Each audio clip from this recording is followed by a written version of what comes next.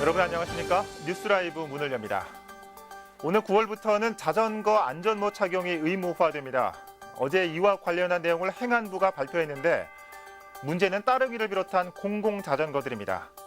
출퇴근길 전철역까지 혹은 학교나 시장 갈 때 간편하게 빌려 타고 있지만 과연 이용자들이 일일이 안전모를 챙길지는 의문입니다. 어떤 정책이 나올지 관심을 가지고 지켜볼 문제입니다. 3월 28일 뉴스라이브 지금부터 시작합니다. 오늘의 헤드라인입니다. 홍제천 복원과 주택 재개발, 학교 부족 등의 이슈를 안고 있는 서대문구의 유권자들의 목소리 살펴봅니다. 취업난으로 청년들의 경제 활동이 위축되고 있는 가운데 만성적인 스트레스로 병원을 찾는 청년들도 늘고 있습니다. 그동안 도서관과 체육시설이 부족했던 광진구 자양동에 문화복합시설이 들어섭니다. 3층 규모로 내년 7월 개관 예정입니다. 어제 오후 용산구 이태원동의 한 주택에서 냉장고에서 시작된 화재가 발생해 20여 분 만에 진화됐습니다.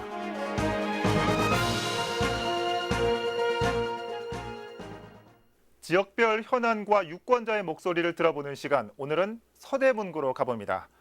서대문구는 오래전부터 추진되고 있는 다양한 수건 사업이 산재해 있습니다. 어떤 이슈가 있고 주민들의 바람은 무엇인지 오신영 기자가 들어봤습니다. 유진상가를 철거해 홍제천을 복원하려 했던 서대문구. 하지만 지난해 3월 홍제 1 도시환경 정비구역이 해제되면서 홍제천 복원은 백지화됐습니다. 주민들 사이에선 하루빨리 홍제천 상하류를 단절시키고 있는 유진상가를 철거해야 한다는 지적이 나옵니다. 미관상도 안 좋고 또 동네 발전도 안 되고 저것 때문에 여러 가지로 동네가 피해를 보고 있어. 홍제천의 산책로를 이용하는 주민들은 상가와 횡단보도 등 500여 미터를 지나야 하는 불편도 호소하고 있습니다. 길을 활짝 떨려줘야 되는데 이놈의 가다 중간에 차가면 또 쉬어야 되고 또 어디 가면 또 차가 또 있으면 또 그놈 기다리고 운동하러 갈 수가 있어야지 못 가요.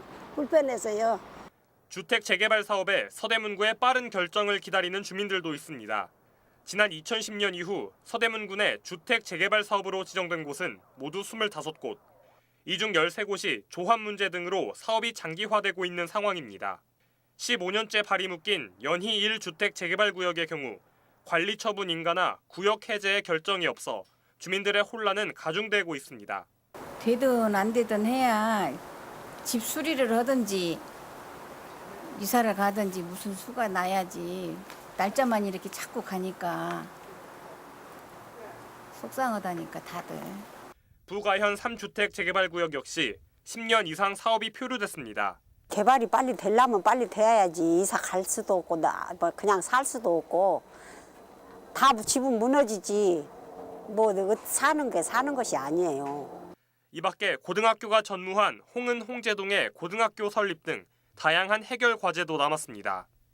홍제천 복원과 주택 재개발 등 여러 수건 사업이 남아있는 서대문구.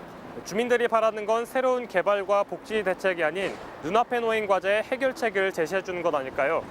딜라이브 서울 경기 케이블 TV 오신영입니다.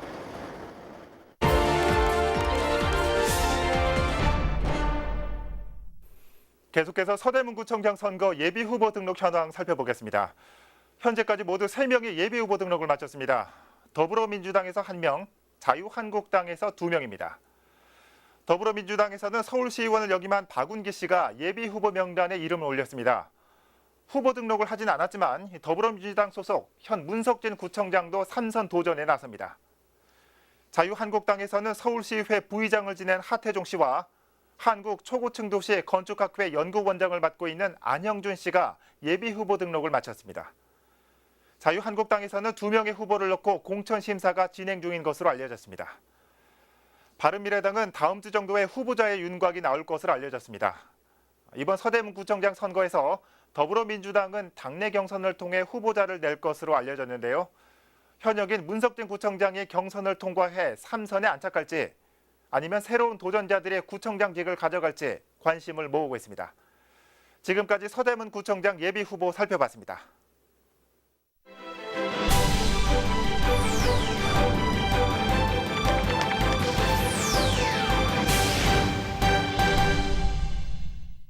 다양한 미디어의 발달로 선거운동에서 미디어의 영향력이 날로 커지고 있습니다.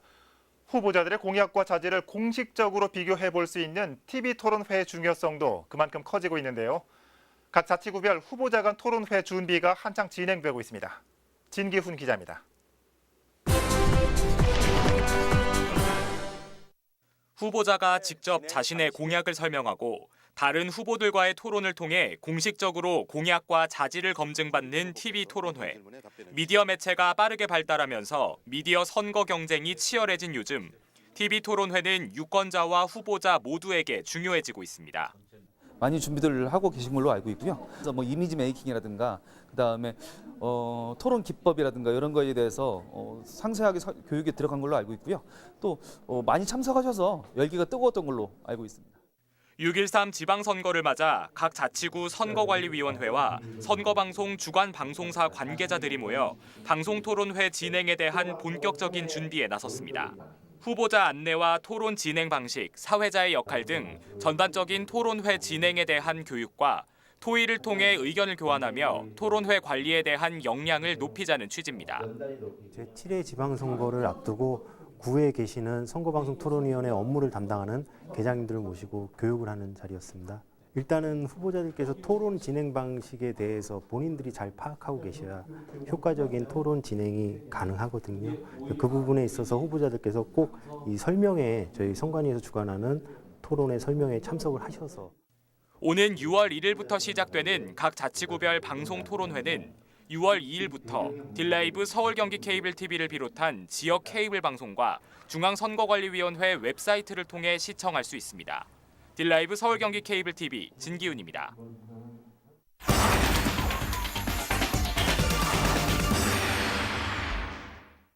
지난해 포항 지진부터 올해 밀양 세종병원 화재까지 최근 큰 재난이 잇따라 발생하면서 안전 문제에 대한 관심이 높아지고 있습니다. 송파구에서는 이 같은 재난에 대처할 수 있도록 어린이들도 쉽게 체험하고 배울 수 있는 송파 안전체험관이 내일 개관을 앞두고 있습니다. 미리 현장에 나가 있는 취재기자 연결해 보겠습니다. 태윤영 기자. 네, 저는 지금 송파안전체험교육관에 나와 있습니다. 네, 송파 안전체험교육관이 개관을 앞두고 있습니다. 먼저 이곳을 설립하게 된 취지가 특별하다고요? 네, 지난 1999년도에 발생한 시랜드 화재 참사 기억하실 겁니다. 네. 모두 23명의 희생자 가운데 송파에서 견학원 19명이 숨진 아주 안타까운 사고였는데요. 이곳은 당초 지난 2001년도에 시랜드 화재 참사를 추모하기 위해 조성된 어린이 안전공원이었습니다. 예. 이후 2005년 지상 1층 규모의 어린이 안전교육관이 들어서 운영되다가 지난해부터 리모델링과 증축을 거쳐서 지금의 4층 규모로 거듭나게 됐습니다. 3개월의 시범 운영을 거쳐서 내일 정식 개관을 앞두고 있습니다. 예, 그렇군요. 자, 지금 태 기자 뒤로 이 지하철로 보이는 체험 시설도 잠깐 보였습니다. 이곳에서는 어떤 체험들을 할 수 있는지 설명 좀 해주시죠. 네, 이곳은 단일 안전 체험 교육과는 달리 자연재난과 뒤에 보시는 대형 교통수단 사고까지 다양한 사고 체험을 경험할 수 있는 복합 시설물입니다. 예. 이 때문에 국내 최초라고도 볼 수 있는데요. 층별 구성을 좀 살펴보겠습니다. 1층에는 먼저 가정교육관이 있습니다. 부엌과 욕실 등 이곳에서 흔히 겪을 수 있는 사고들을 종합해 놓은 곳이고요. 예. 또 지진과 태풍을 체험할 수 있는 재난 안전관을 비롯해서 엘리베이터에서 갇혔을 때 대처할 수 있는 승강기 안전관도 있습니다. 2층에는 교통 안전관이라고 해서 작은 도로를 옮겨놓은 듯한 그런 교육관이 있는데요. 예. 그곳에서는 어린이들이 횡단보도 수칙 등을 전반적 교통 안전 수칙을 익힐 수 있습니다. 끝으로 3층과 4층에는 선박과 철도, 항공 안전관이 있어서 재난 유형별 대처 요령을 익힐 수 있습니다. 예, 그렇군요. 이 태 기자가 말한 대로 지금 다양한 체험 시설이 들어선 것 같습니다. 직접 체험을 하면서 시청자 여러분들께 소개해드릴 만한 게 있을까요? 네, 제가 뒤로 보이는 곳이 철도 안전관입니다. 제가 예. 오늘 직접 체험해볼 공간이기도 한데요. 이거는 객실 내부에 화재가 발생했다는 가정하에 진행되는 곳입니다. 보시는 것처럼 제가 이렇게 직접 체험해보기 위해서 들어가 볼 건데요. 문을 열고 들어가면 보시는 것처럼 흰 연기가 객실 내부에 가득한 것을 볼 수 있습니다. 예. 이것은 화재가 발생했다는 사고 가정하에 진행되는 건데요. 이럴 때는 당황하지 않고 바로 앞에 SOS 승객 비생 호출기를 통해서 기관장에게 이 객실 내부의 상황을 알립니다. 예. 알리고 난 뒤에는 이제 불을 꺼야겠죠. 끄기 위해서는 소화기를 들고 안전핀을 뽑은 상태에서 불이 난 발화 지점을 향해서 이렇게 불을 꺼주시면 됩니다. 그렇군요. 예. 이렇게 꺼지는 것을 좀 확인하게 된다면 이제 탈출하는 게 다음 목표인데요. 보시는 예. 것처럼 이제 화재가 발생하면 전기가 끊어져 있는 상태이기 때문에 수동으로 나갈 수밖에 없습니다. 수동으로 나가기 위해서는 보시는 것처럼 비상식 커버를 열고 이 레버를 시계 방향으로 돌리면 수동으로 열릴 수가 있습니다. 예. 이렇게 되면 있는 힘껏 문을 열게 되시고 이제 비상 레버를 누르고 바깥으로 나가면 상황이 종료되는 겁니다. 그렇군요. 무엇보다도 이 실제 지하철과 지하철 승강장과 똑같이 재현을 해놔서 교육 효과가 클 것 같습니다. 자, 태 기자, 끝으로 이곳을 이용하려면 어떤 절차를 밟아야 할 수 있습니까? 네, 예약 절차는 간단합니다. 먼저 홈페이지나 전화를 통해서 예약이 가능하고요. 예. 운영은 월요일부터 토요일까지 6일간 운영되니까 참고하시면 좋을 것 같습니다. 그리고 프로그램은 평일의 경우 하루 3일 이렇게 오전 10시, 그다음 오후 1시, 3시 이렇게 세 타임 운영되니까 참고하시면 되겠습니다. 끝으로 어린이집과 학교 등 단체뿐만 아니라 5인 이상이면 개인도 누구나 신청이 가능합니다. 지금까지 송파구 안전체험센터에서 전해드렸습니다. 예, 태윤영 기자 잘 들었습니다. 자, 이 언제 어디서 일어날지 모르는 게 바로 사고죠. 어린이뿐만 아니라 이 성인들도 체험 가능하다고 하니까 시간 내서 한 번쯤 체험해 보는 것도 좋을 것 같습니다. 송파 안전체험관 연결해봤습니다.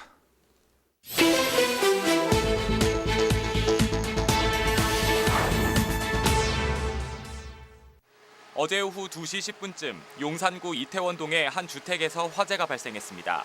집 거실과 주방 사이에 있던 냉장고에서 시작된 불은 345만 원 상당의 재산 피해를 낸 뒤 20여 분 만에 진화됐습니다. 어제 새벽 3시쯤 도봉구 창동의 한 주택에 불이 났습니다. 안방에서 시작된 불로 주택 내부 집기류들이 불에 타 300만 원의 재산 피해가 발생했고 잠을 자던 거주자 한 명이 의식을 잃어 인근 병원으로 이송됐습니다. 어제 오후 1시 20분쯤 북한산 문수봉 정상 부근에서 등산객이 추락하는 사고가 발생했습니다. 10m가량을 추락한 등산객은 전신 타박상과 오른쪽 골반에 골절상을 입고 인근 병원으로 이송됐습니다. 뉴스라이브 사건 사고였습니다.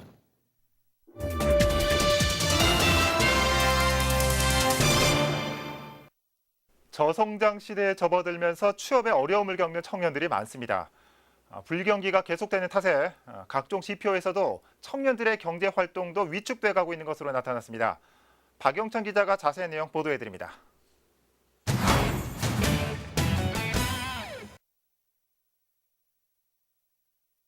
좀 막막한? 어떻게든 인턴이라도 한번 해보고 싶어서 그렇게 일단 졸업을 다음 학기에는 미룰 생각입니다. 취업 준비하는 데 있어서 뭐 좀 심리적인 부담감이나 엄청 많이 들고 있죠. 할 것도 많고 네, 바쁘네요. 심리적인 압박도 너무 심하고.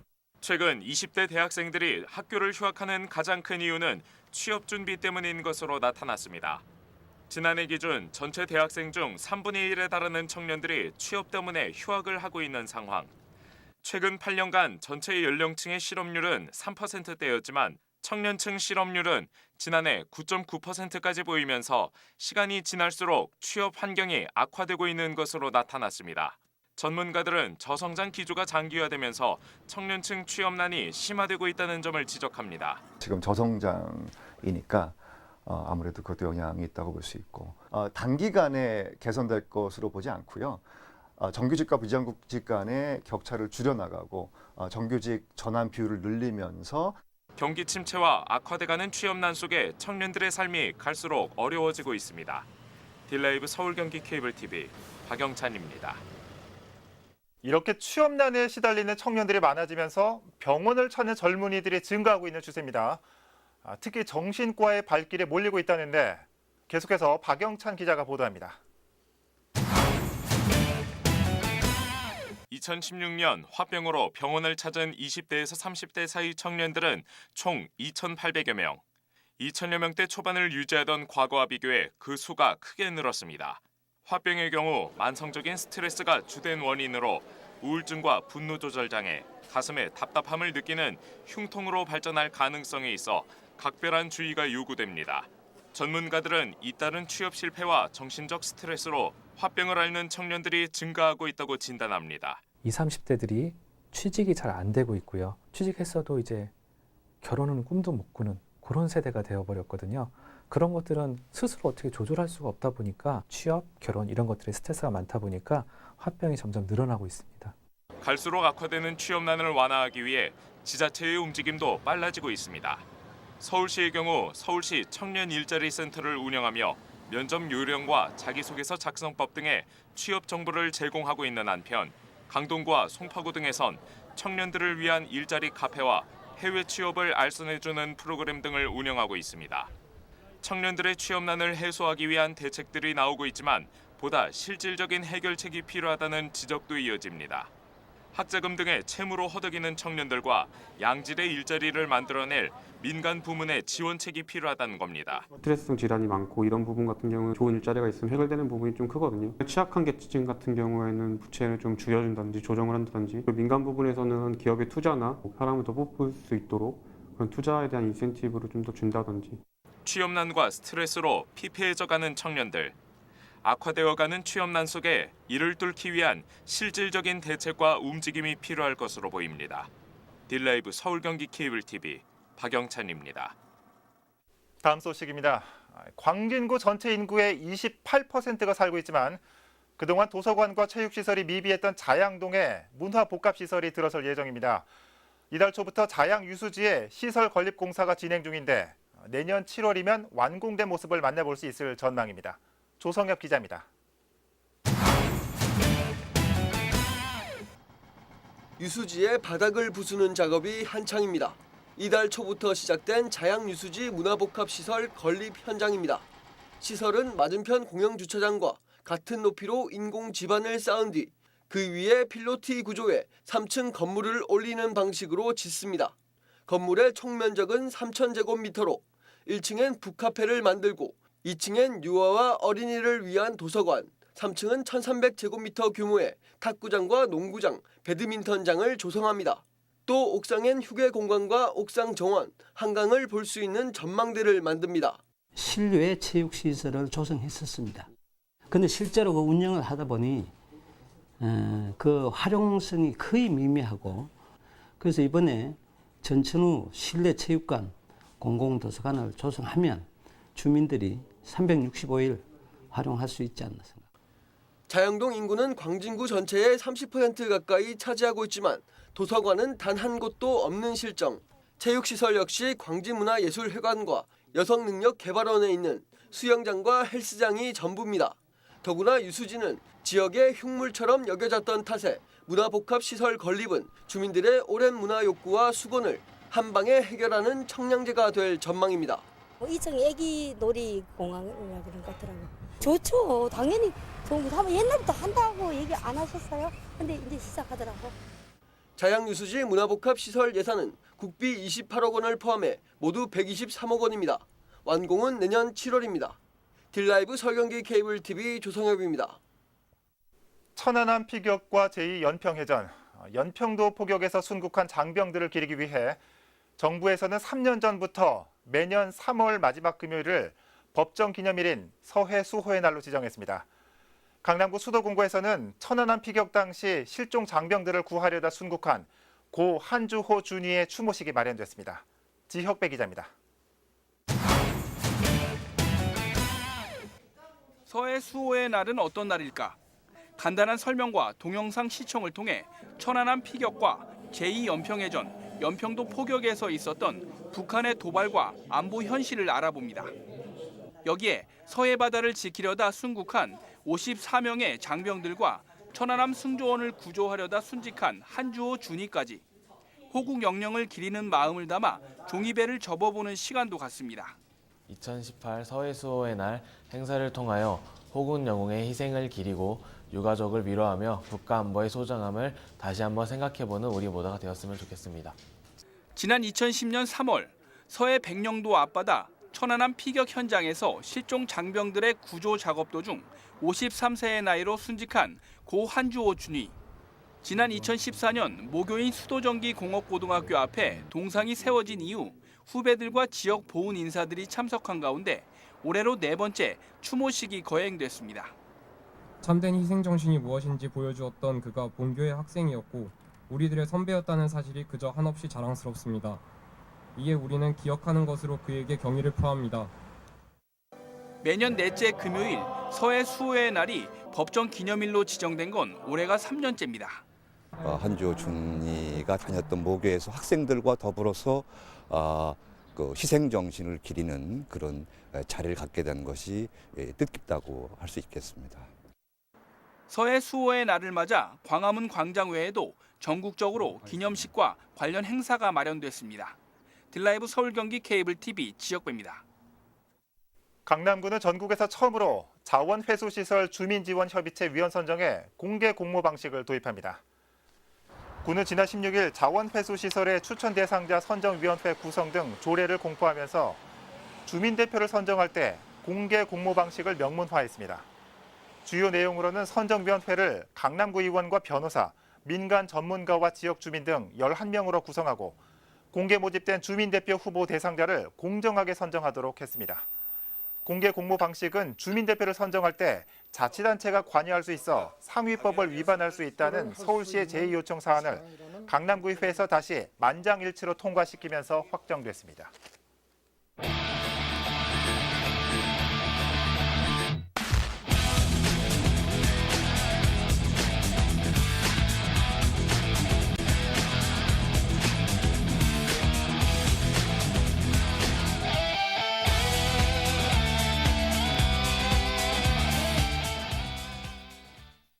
오늘도 청년들의 어려움에 대한 기사 전해드렸습니다.